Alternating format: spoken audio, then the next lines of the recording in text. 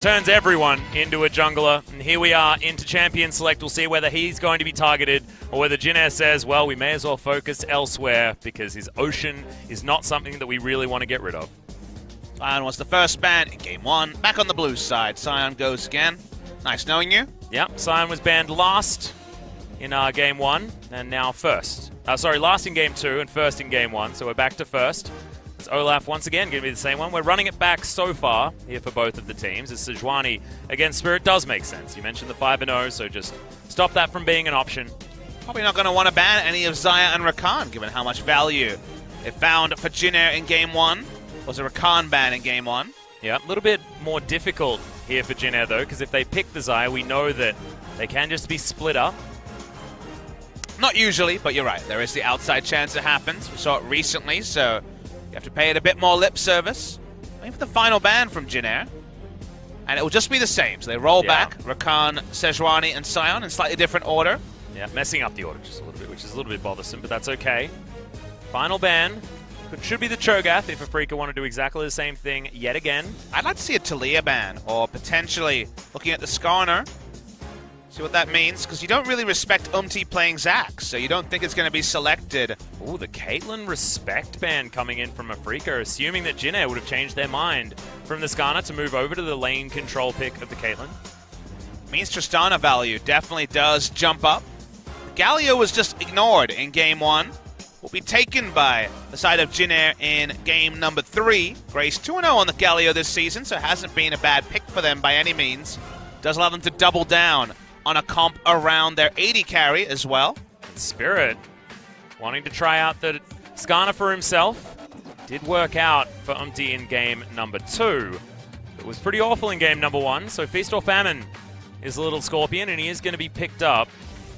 Does represent a true takeaway, though, from the side of Afreeca, because like we say, we haven't seen a single game of Zac from and doesn't seem to fit his playstyle either. Oh, love that. Pick the Tahm Kench with the Skarner to deny the Impale denial. But don't worry, was instantly there with his own Nocturne hover. Yeah, brilliant. Oh, Mowgli's sitting backstage going, oh, come on, guys. I'm already copying enough on the internet right now. He's probably turned the internet off for now. That's probably a good idea. No kind words from Mowgli. Probably. You can turn the internet I hope not. We're trying to broadcast here, Atlas. Exactly. Well, that's going to be the Camille combo coming in for Jin. Haven't seen this for a long time. Often, people put a lot of effort into denying the Camille and the Galio. What does this mean for Tristana, who is sticking out a little bit in terms of 80 carries that are available? Xayah, Rakan, also the options in Afreeca. They'd love to be able to pick an 80 carry and then ban away all of the others and make Jin search for it, but it's going to be the Alistar to make sure that Wraith has a lot of engage. His Alistar, especially earlier in the season, did look fantastic.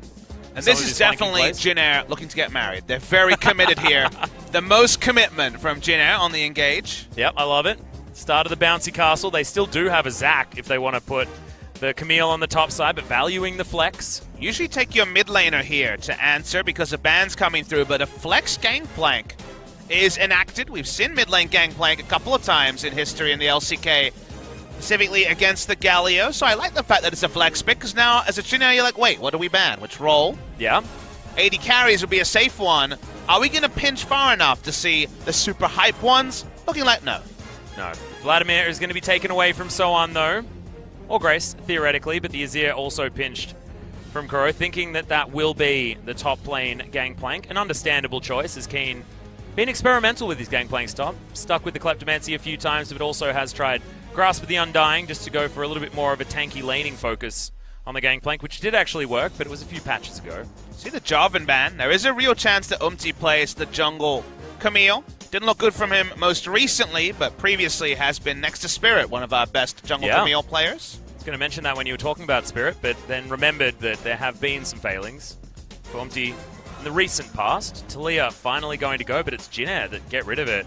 Rise is still open for Afreeca Freecs. That would be the top lane Rise and the mid lane Gangplank, you would imagine. I think that 80 carry is going to be the priority here, though. Is it better to get a priority 80 carry and then counterpick for mid lane, something like that? The weird thing is, who is the priority 80 carry? Because Tristana, based on power level would represent that. All right. Okay. We're going to have a mid lane Anivia against Galio. That seems risky because Hextech Ultimatum and the Hero's Entrance will squish the Anivia pretty good. Leandri's Torment, though, is mega value against the old health stacking, I guess, theoretically. It's going to come in pretty late after the mana items, but Teddy thinking about an Ezreal, as Zac still an option. Man. This is the most jump on top of you. You definitely want Ezreal here for the, well, I know where you guys are going. I'm going to be all alone situation they've got going on. Yep, Teddy's going to need to be self-sufficient, to say the least. And look at him, he's looking at his team comp going, oh, guys, you're just going to leave me alone, aren't you? And Ezreal will be the safe choice. You could also try and roll high and take a super hyper carry. They're going to just take the Tristana for damage potential, mostly, you would say. Does have self-peel similar to the Ezreal, but not quite as reliable. Yeah, slightly higher cooldown. I don't know how you round out this draft on red side, actually. For Afreeca, maybe an Ashe? You could argue for some engage of your own. The Jinx! Oh! All right! Here we go. We just recently saw a pentakill on the Jinx, I believe in Brazil a while ago. But, man, okay, Kramer is going to be the first one to play it. You don't think of his name when you think of the Jinx. You think of Defts, things like that, but it's Kramer that's going to debut it here in 2018. Seems like the diplomacy on the side of Afreeca just got thrown out. Everyone got to play what they wanted, and, well, Kramer asked for Jinx. He gets it. The first Jinx of 2018 in the LCK, the first Jinx in a long time. We're rolling out the new picks. The Jinx comes in. Well, the classic Jinx Anivia comp, Papa Smithy. I mean, you got to say that the ultimatum means certain death for Anivia and Jinx if they are going to be the targets there. Tom Kench is going to have to do a whole hell of a lot of work to stop that happening. A lot of smiles on the faces, laughter as well. A lot of new picks going on, but Jinner's comp has a true identity, and the Tristana laning phase is not going to be abused by the Jinx. Yeah, well, Spirit looks like he's having the absolute best time possible. Didn't have to be in game number 2. So we do go down this lineup. Starts off pretty standard on the top side of the map and in the jungle, but then things just get weird from that point on. This Anivia matchup in the mid lane. First Anivia for the season, first Jinx for the season, first Nocturne for the season. Weird and Wonderful has been our first series, and we still have KT versus Kingzone. After the series is over, the Jinx has been one we've asked for a long time, been banned a couple of times, but first time it's drafted. Does have the Tom Kench, but surely that's not going to be enough against Jinner's engage. Yeah, and with the changes to Jinx as well, still wasn't enough to let us see her until now. But guys, let's do it. Game number 3, the deciding match between Afreeca and Jinner right now.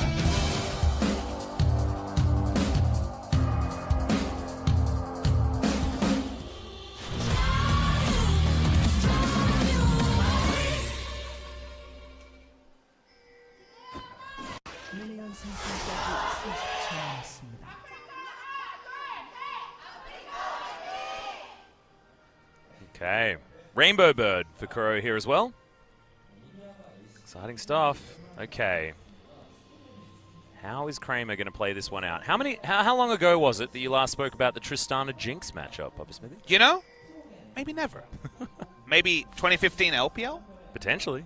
It's about the last time I can think Jinx got a decent run. Deft was undefeated on at Korea for a very long time, you'll remember. Oh yeah, that was stats continued to be huge in the LPL. That was snapped in summer of 2015. There's a Spirit fan coming over from China. Well, Spirit had his time in China in 2015, like we mentioned, on Team WE at the time. Yep.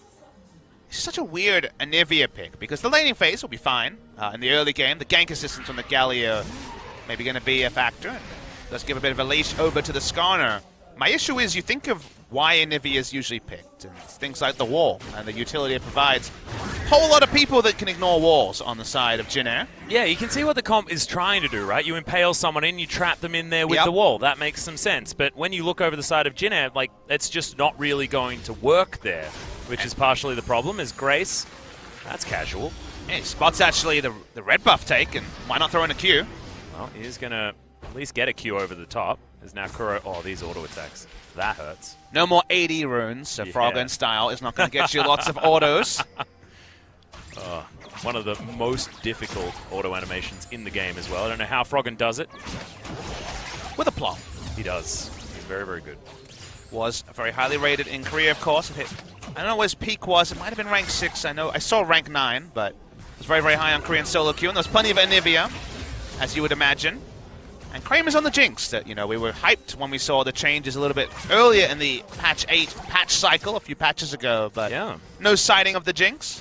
Now, when she gets excited, she no longer has to interact with the attack speed cap, so she can get very, very excited indeed. A true Katie Rolster pick. Yep. If there ever was one. Getting even more excited. She gets tremendously excited, and you can very commonly see things like triple zeal items on the Jinx to get the most value out of that passive. So your item build on Jinx can be a bit different because you're not constrained by the traditional things that AD carries have to deal with. Yeah, it's most likely that we are going to see something like the Static Shiv Infinity Edge into Rapid Fire Cannon. Then from there, how much more attack speed are you going to build? As it was 2017 the last time we saw the Anivia, and Ian didn't quite find the victory on it. It's been a couple of Anivia weeks, because you remember there was also Anivia into Vlad was a thing. Okay, well, teleport from Jinner. They're looking for Keen up here towards the top side of the map. He's going to get bumped into the tower. Azumti's going to go down to his passive at least. They grab the first blood, but what more can they find? As now Soan and Grace are in a little bit of trouble. The flash from Kuro, another one that's a bit confusing, but he's just going to go down. Crystal Slash, fantastic at dealing with the Zac. And that wall placement made up for the interesting stun from earlier. And Spirit's having the greatest start ever on the Skarner. That was sick there. Very well done. The flash over to first get the kill onto the Bloblets. And then the wall, and look who's coming. Yep, there's no flash available for Grace either. Justice Punch ain't going to do anything. He's not going to give up without a fight, but he's still going to die. And Kuro grabs that one. A disaster for Jinner. That was the most creative turnaround we've seen on a pylon top lane in a long time. The Anivia roam at level 4 somehow was most powerful, because right now Anivia is next to the Spire. She's well out of this fight. They go for the dive, and the juggle does end up throwing the Bloblets, and you think, okay, with the Bloblets, I'll get away from this. Kuro flashes over. Oh, for the Bloblets, yes, of course. That is why he went for that. They get the next kill, turning on to Soan with the wall. Beautifully done by Kuro. We talked about wall value. Turns out when all the abilities are on long cooldowns, and at level 1, then a lot of value there. And maybe it won't matter that they've gotten creative 2 games in a row, because look at this. They're suddenly in a 3-1 kill lead and 1,200 gold as well. Yeah, just disgusting. And I owe Kuro an apology as well. I'm sorry, guys. He was going for the Bloblets with his Q, making sure that they could get that one down, and Spirit finished that one off. And you best believe he's going for the MVP as well, with pulling back the Anivia. When you go shiny and you bring something new, or I guess old is new in this case, definitely do endear yourself to the voters. Is that why Kramer decided to pick the Jinx? He's like, no. I'm going for Tucson to try and get that MVP. Could be. Tucson back on the Tahm Kench, and he got the MVP in game number 1. See whether he can make something happen. So far in the early game, there's going to be 2 hyper carries scaling up alongside one another in Teddy and Kramer. No direct Anivia changes in recent memory, but the Archangel's line being buffed is going to be another champion that can be brought into the meta. We saw Cassiopeia top, we see plenty of Rise, and the Anivia. There's also another one. We're short of the AP Cogmore, but it feels like every other tier abuser is getting their time on the Rift. Well, Spirit, he's going to make his way in and so on. He's got a ward, but it doesn't seem to matter. Level this is 6. A Turbo Scorpion. He's going to stop the hook shot, gets the Impale. He's higher level than this top laner. Yeah, this is disgusting. That's what happens when you start at 2-0 and so on. No options. He's just dead. He was trying to use the flash. He just didn't have the option. Well, that's what we call an experienced lead. Bot lane, all you're going to get is a bit of damage because the Devour is available for Tucson. Yep, Kramer using the upgraded switcheroo as well. That was the other change for the Jinx. Just feels a lot better to switch between your weapons now. Much cleaner. Not going to be cancelling all those autos like a lot of us who played Jinx earlier were feeling. And anyone who's played the Jinx felt the clunkiness of changing form, and it feels like you're kind of self-stunned for a second trying to find your first rocket. Now no longer that is there. A lot of attack speed on the Q, but because she breaks the attack speed cap, there's a whole lot going on there in terms of interactions. And triple zeal, very real chance we'll see that earlier than expected rather than just a 6-item no boots build. Yep, so far farming out very nicely is Kramer. Kuro has hit that level 6 with that Glacial Storm. He's just going to be able to clear out minions as quickly as you like. We all remember back from when Anivia was played all the time. So the fact that you just couldn't push in on turrets because there were never any minions. Maybe go Abyssal Mask as a second item just to deal with some of the squishiness of the Anivia and the pylon that Umti wants to enact. Yeah, Elastic Slingshot is going to come in, gets the boot back onto Tucson, but remember, he's very durable. The Grey Health held onto for such a long time, but the hero's entrance comes down, and Umti should be able to get it. Teddy's handed the kill. Red buff enough to get the slow for the auto from the Triss. And all the craziness of the second round, we forget that it is Umti's first game on the ZAC, I believe, ever, because it's never fit his playstyle. He is known for taking combat junglers like the Kha'Zix rather than something like the ZAC, so finally wheeling it out. You mentioned how MVP were never opting into the Galio and the Galio bans against them. Umti's been working on the ZAC, and cool to see him finally play one of these center meta picks. Yeah, especially after that first blood was donated over by Zach after what was a bit of a disaster for Jin Air on the top side. So answering back, getting that kill, and getting Teddy ahead is so important for Jin Air. Kuro is going to be a little bit. I actually love that animation when he's trying to take the Crystal Spire. 131st game for Umti, first game of ZAC, so having a bit of a whale of a time. We saw Peanut jump onto the ZAC and look very good in some of his early games. Ended up being very aggressive on the pick, the Peanut way. See if Umti can continue with, so far, a couple of successful ganks. That was exactly where Peanut found his success as well. The bottom lane gank from downtown was the option that Peanut went for, so the team certainly has done his research. So I'm doing his best to deal with Keen, but the barrels are starting to do some work as he's 1-1-1. Kill going over to him when Spirit revisited, certainly very important. So yeah, level 7 for Spirit. Second Impale, see whether that one's going to be a good one. Whether it's going to be used on the bottom side. So far, Jinx just trading farm with Tristana. Both carries probably going to be okay with that. The late game teamfight construction, you might say okay, but it's Galio comp. It's similar to what Afreeca were running in game 2. But the guaranteed nature of the ultimatum, the long-range engage of the ZAC, and the Galio to pile on, and Alistar even to look for a flank. There's so much engage going on that the reliability here is not as gimmicky as the Nocturne comp was. Well, there's the Flash Impale in the mid lane. The stuns are going to be layered, and Grace is just having the worst time ever. Saving the Fracture as well, so Spirit could just guarantee that stun after the Impale wears off. Really beautiful stuff, and it just feels oppressive if you're Grace. Great damage calculation coming through from the Skarner, who's already level 8, already powering up. They know that's probably going to be Rod of Ages onto the Galio, who goes for an early Merc Treads. Definitely something recommended with all the CC, as you outlined. We'll see if it ends up just being an Abyssal Mask, because there is the argument that if Anivia can just stack AP in the early game, she might have more threat onto Galio than many recent picks we've seen in the mid lane. Yeah, and more immediate power with the Abyssal Mask as well. I mean, if you're in damage control situation, which, you know, Jin Air did get a decent gank on the bottom side, but otherwise, this Skarner really needs to be respected. Maybe go for the item that can give you the power now.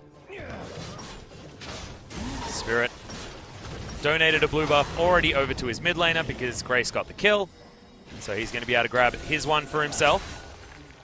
Spam out those Qs as much as he wants. Clouddrake not going to be opted in for. Let's see, Afreeca, no idea. Actually, no. Things go out, they know exactly where Umti is. They didn't have the ward down there. They've done some invading for Vision, so with the Raptors being up, you know very clearly that Umti is looking for a lane gank. Yep, they had Dream a ward steal on top away side too. as well. It's one of those things where, with Zac being so good at taking Raptors, he will never skip that camp, so he has to be ganking for them to be up like that. He's just grabbing everything right now. Hard farming for Umti though, so he's still doing a great job as far as keeping up with that farm. Spirit's 2-0-3, so this game has he's revolved still around ahead. him. Probably still going to go full tank. It's probably not going to be Cheeky Trinity Force like Ambition was famous for doing back in 2016 on the Skarner. Yeah, although Spirit has done interesting things like that in the past. There's Umti charging up, but that's a great ward. Spirit understanding where you need to be wary of. Not often you have this much vision in the enemy jungle, but everything invested there to make Umti accountable at every camp. Yeah, it feels like somehow Spirit has found a tracker's knife, but he hasn't. Don't worry, guys. We all know the dream of the champion with the global getting 2 control wards bot side. This is the nightmare where every camp is warded and the Zac and the Galio are going to be seen a mile away and then some. And that is some great ward patterns. It does relieve so much pressure from the bot lane especially. Yeah, it makes it so lucky for Kramer and Tucson as well, who are a gankable lane. They get on top of Tucson. Can be a problem. And Kramer might actually potentially fall down afterwards as well if they can get all of their AoE. The AoE engage is a huge option. On that VOD review, Umti's going to be so depressed at how much time he spent looking for a counter gank or a gank, and his time spent on vision. That's not a stat we have at OGN, but that is a stat that he's going to be staggeringly high on for patch 8.4 norms, where junglers usually are off the map a lot longer. Yep, that's precisely why Spirit is able to grab this Rift Herald as well. All too easy. They knew exactly where Umti was, so of course, that one's going to be donated over, and it's very dark for Jin Air. Anywhere beyond the river, there is no vision whatsoever. Somehow Afreeca just have all of it. Umti's just going to man the top lane by the looks of things, try and get himself in with Soan after the teleport has been used, but actually he's not going to invest it. Jin Air understanding that they want to try and start a big fight at some point soon. Otherwise, you worry. If you do like your comp at basically every point in the game, and you still have a farm Tristana to potentially take over the game, but you start to get a bit concerned that you haven't been able to find any meaningful advantage with so much engage, and Afreeca just looking to start to crash down turrets. The charge here will do the work, whatever Galio does to the Rift Herald. Yep, she's just going to march in, smack that one down, all too easy. First turret, going to go over to Afreeca. Continues to make the Galio extra accountable, as so far he's been completely unable to set up a proactive hero's entrance play. Well, Spirit going to be able to get some value for his sweeper here. A couple of wards are going to be cleared out. Zombies there to replace as well. It becomes very dark in this river. Cloud Drake should melt. Skuro has a fair bit of damage now, 202 himself. Spirit going to be able to tank this one for days, so very easily able to grab the first Drake. 14 minutes in, so not going to be seeing a 5 Drake game or anything like that. And Keen's up in CS, so we shouldn't be surprised. It's almost a 2,000 gold lead for the Gangplank. Yeah. Camille, in particular, finds it hard to deny farm from the GP compared to other top laners because she has to put more points into W, the tactical suite, to trade. Otherwise, he just wins trades with a Q and a Sheen proc whenever she gets into melee range. So actually matches trades with a Camille a lot better than a lot of champions, and then just goes for a second item Sterix and doesn't die to the all-in. So a lot of options there for the GP. Not quite lane control, but lane safety much higher for the GP than other top lane matchups we usually see him. Yeah, it's the dream situation as well, as Keen got that successful gank after the failed tower dive from his incredibly fed jungler. So on. Of course, not blowing the flash in that gank, but still under a lot of pressure. It's not the same as a lot of the crazy Camille's that we've seen get out of control, especially over the last few days this week. Umti looking for another opportunity. But nope. Keen just playing back. And he hasn't been able to find anywhere to get advantages on this map. They managed to get that outer turret in the mid lane, opened it up, and now Umti doesn't have a lot of safe places to be. He's on such a short leash. It's a fantastic team jungling performance on patch 8.4 against the Zac. The sort of thing that should be scrutinized not for the Fiesta top lane that got Afreeca ahead, but how they played after that with their ward coverage. They have always known within one camp. Like, do they know if he's on his Gromp or his Wolves? No, but do they know which quadrant he's in? Yes. They always know what camps are up, and the lanes can play accordingly. Keen hangs back because there's nowhere else Umti could be but topside or ganking topside. And to do this on 8.4 when the vision is ratcheted down a notch is really impressive by Afreeca. Yeah, and not to mention the fact that they've been able to deny a lot of vision as well. You can see Afreeca, like Spirit, moving towards the top side. He's going to be able to grab a second control ward as well. And yes, he's been spotted. They know where he is, but he's going to make it very dark up here. They move towards another Crystal Spire, and so on. Cannot be in this lane, giving more time to Keen.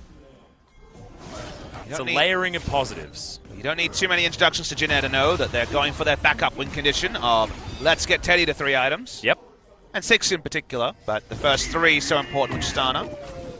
Early game, which they comped for extensively, has gone away from them after that turret dive, so at least Tristana's farm is there and she's not being denied, which is the good news story for Jin Air fans. Yeah, and Teddy we trust. Not behind, but not quite in front as Umti.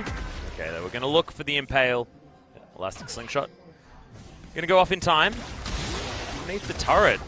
Jin Air, they've lost all of that early power that they had, just given all of the control that had been given over to Afreeca. They do get the stun, as now the wall is actually going to be great for Jin Air, as they do get a bunch of flashes, but Abyssal Voyage once again from Tucson means that Jin Air had to respect. Straight up losing the top side. Spirit opts into the kidnap, hoping he'll get an ult on the back end. He's that far ahead in terms of tankiness to be able to ignore base damage. They continue to contest the red. They're not giving up the Gromp or any of the bot side camps. The Raptors off spawn have been taken by Spirit. They can play so aggressively, and this is probably the sort of game that's not going to inspire Umti to play more on the Zac. Yeah, debuting it and then, you know, going for that very aggressive early dive, it not working. He had a good first gang on the bottom side of the map if we ignore the top one, but otherwise it's just been a Zac exploited this time around. And I'm ready for the gold to be shown because Gangplank's going to be just the most ahead in this game. Yeah, Trinity Force came in very, very quickly, and he's only just going back now. Sterix is completed. Oh. He just wins the 1v1s now. Yeah, I think he was already winning the 1v1s. Yeah, but now you all in and die. You have to... The moment that Camille has to exit her own Hextech Ultimatum first against a Gangplank, you probably wave the white flag and say go next, which in this case is a series loss, and potentially the hope of playoffs loss for Jin Air, so they're going to try and battle it back, but there's the gold. 2,600 at 18 minutes is the gold lead. Oh my God.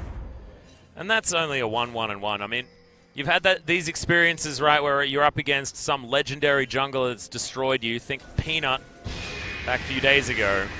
But this isn't that situation. He's just 1-1-1. He shouldn't be that far ahead, but it's Gangplank. And it's not the composition either, because, you know, Afreeca went weird and wonderful. They took the Jinx. Even though there was lots of backline threat, usually the Zac alone will probably dissuade you from a Jinx, but they went for it anyway.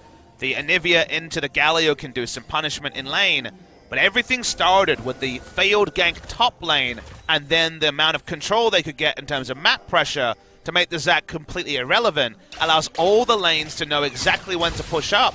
And that means that Kramer has had a whale of a time bot lane, Gangplank is winning top side. One failed gank started all of this, and now only extending the game to 35, 40 minutes can turn it around, because that play did lose Jin Air so much pressure. Now 6,000 gold is the lead. Just feels like that late game is a dream, a pipe dream that is not happening anytime soon. And Afreeca Freecs, if they showed us anything in game one, is that they can finish games. They've showed us so many times, in fact. And they're continuing to put on the pressure. Jin Air have clawed back the bottom side of the map, but that's because the focus for Afreeca Freecs has been on the top side. A 20-minute Baron on spawn is going to come down as Sohan slowed up by Keen, but Afreeca Freecs, they are going to be spotted, but Cannon Barrage, it's going to stop them from getting in, and Spirit is going to lock this one up. Speaking of being locked up, Sohan's dead, and it's going to be Kuro that grabs the kill. Afreeca Freecs all coordinating their backs, and it's beautiful play at 20 minutes to get them a Baron. Just walk over, they didn't even need Abyssal Voyage to show that they were going to go for the Baron. They walked up to it, they knew there was no jungle control, but Jin Air on the top side take down the Baron. Great calculation. They knew Zac was out of position. Jin Air will try to rush to an Infernal. Even Afreeca Freecs are ahead of that objective as well. Yep, already moved over. Tucson, you mentioned the Abyssal Voyage. He's going to use that to get Kramer over there.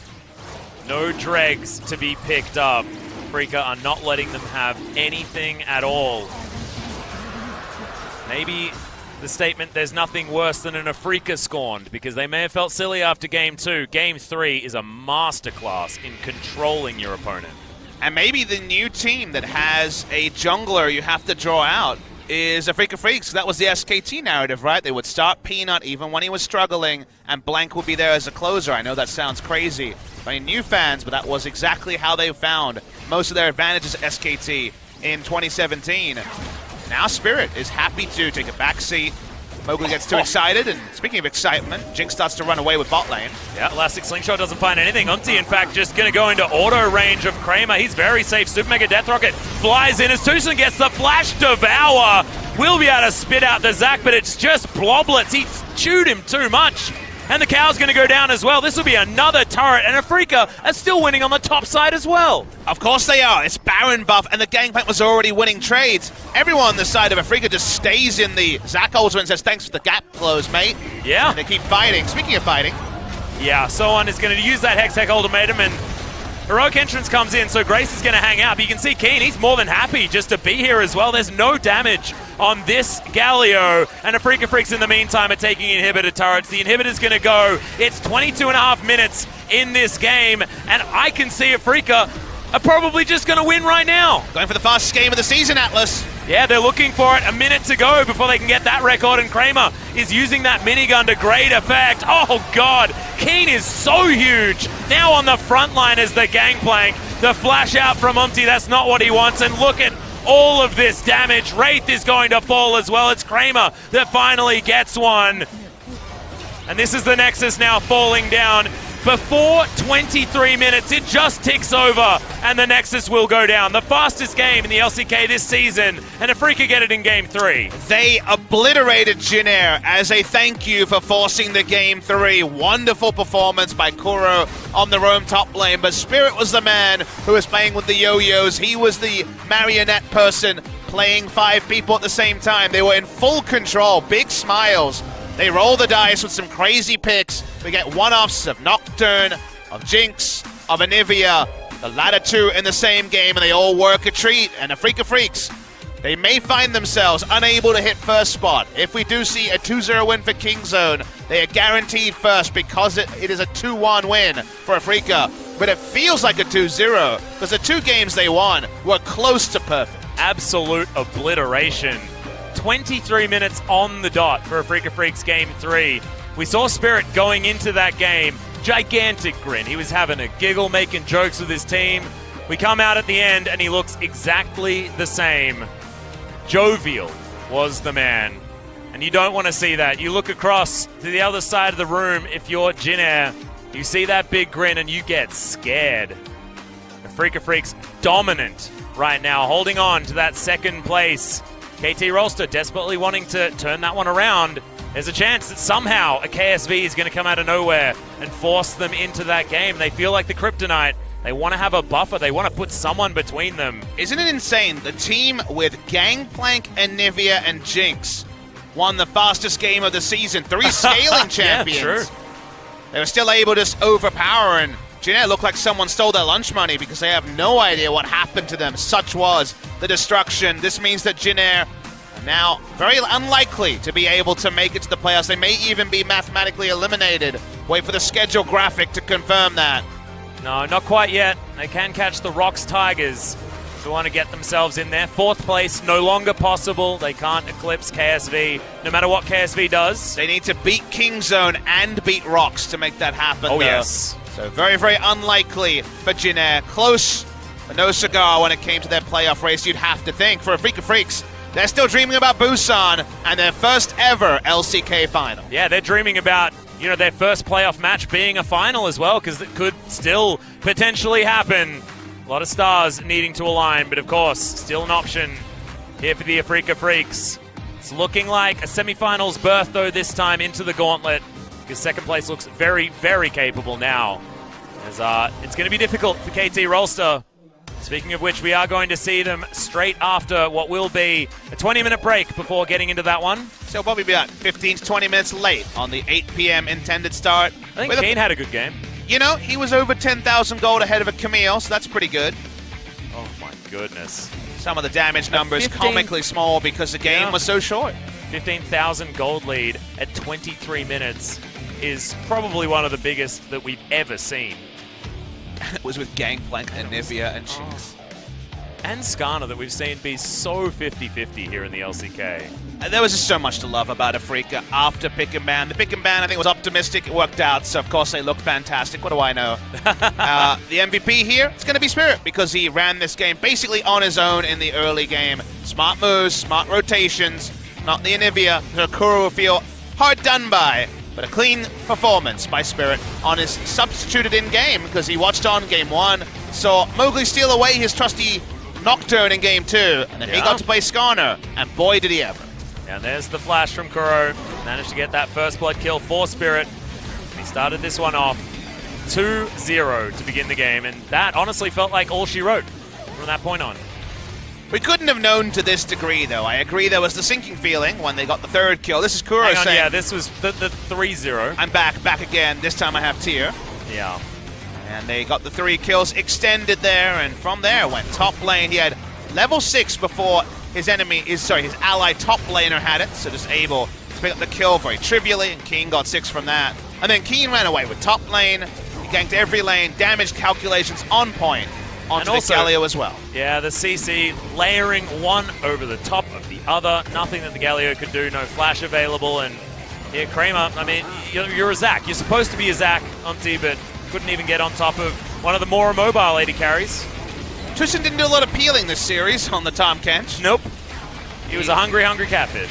He got his feet, for sure. He had a lot of free meals in this game, and then it ended at 23 minutes. Immaculate stuff from Afreeca.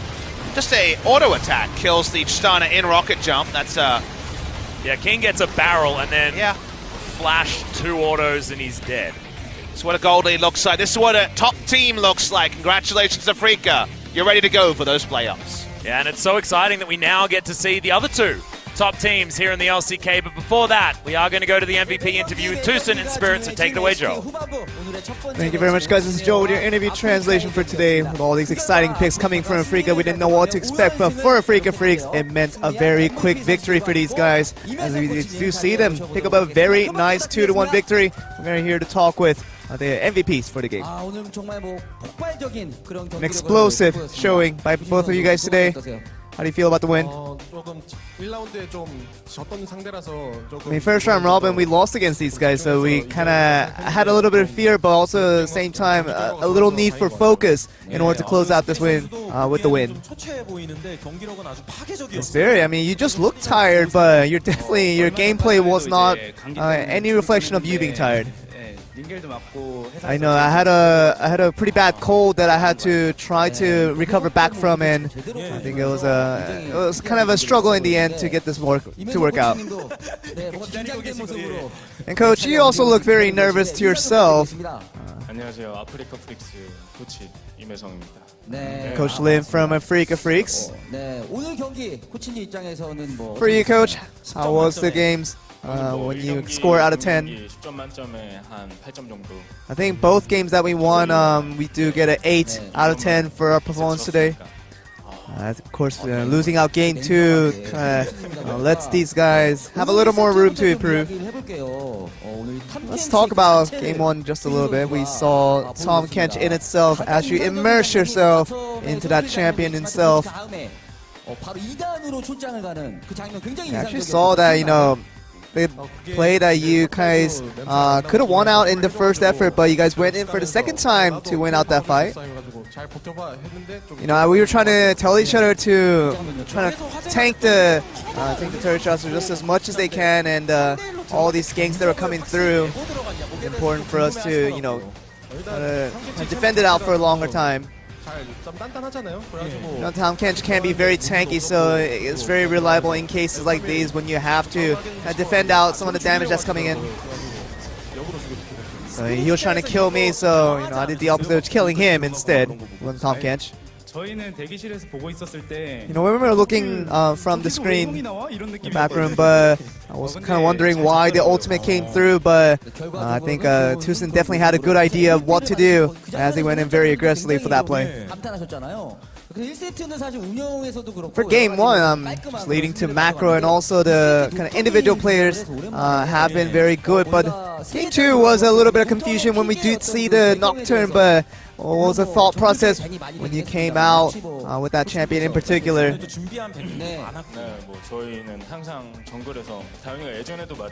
You know, we always say that in the jungle, I think we do have, especially with Spirit, we have like, he has 40 champions that he can play all by himself, and it wasn't something that was supposed to be just funny or entertaining, but it was something that we felt fit the composition very well. And I think if it was a situation where the Skarner didn't get the kill that early, I think it was a situation where we could have gotten a lot better with the Nocturne pick. 나쁘지 않았던 것 같아요. I don't think it was a bad performance overall though. 픽을 보면은 어떻게 보면 다소 그 정형화돼 있다기보다는 항상 좀 그렇죠. We always feel that, you know, Afreeca Freecs as an organization is one of those teams that allow a little more freedom in allowing these diverse picks in different lanes. LCS를 좋아하고. You know, I'm a big fan of LCS, LCS를 보면은 그러니까 but when I do watch LCS, I get a lot of kind of invigoration to, you know, what can be played and what can be meta. 한타 구도 자체가 좋아 보이는. And, you know, whenever we talk about kind of composition that lead to good team fights, it ends up being very much of a diverse picking solution for a lot of these champions that we have available for our players. And since our head coach is very, very open to many different ideas, it allows us to really be experimental in the way we kind of pick out our composition. 나중에도 충분히 나올 수 있을 만한 그런 카드다라는 말씀해 주셨고 사실 이 3세트가 And of course, Game 3 was a kind of a signature of what Afreeca is supposed to represent, and something that was beyond unique of what we saw in Game 2 was Game 3 with the Jinx and with the Navia as well. And you just felt like the closing picture when you came in for that win on Game 3. I mean, the head coach just told me to just get out and get ourselves a win, and so that kind of comment, it was kind of a light one, but it was pretty heavy in myself that I had to carry the responsibility of getting the win. Of course, Navia and Jinx, what was the story behind that? 여러 가지 가지고 있는데. You know, we do have so many picks left available that we haven't played yet, and there just happen to be two of the picks. And of course, LCK gave us a little bit of kind of motivation to play some of these champions. And I don't know if he's going to transfer over to LCS anytime soon as a new coach in one of those teams, but you know, we talk about different team environments of different teams, and it just feels like LCK kind of expects kind of more of a strict kind of pool of champions that you can choose from, but our team tries to be different in the fact that we can play these diverse picks and tries to make a unique stance as a team compared to the other teams around the league. And it seems like you know, a lot of the players in Afreeca Freecs right now are so mechanical in the fact that they are very, very try to go for the perfection. I think our head coach really does kind of emphasize the foundation and having a strong base that allows us to build up on those things. And when our players kind of work on that foundation so much, it allows us to be mechanically very talented, and those are the things that gives us an edge, I think, compared to the other teams out there.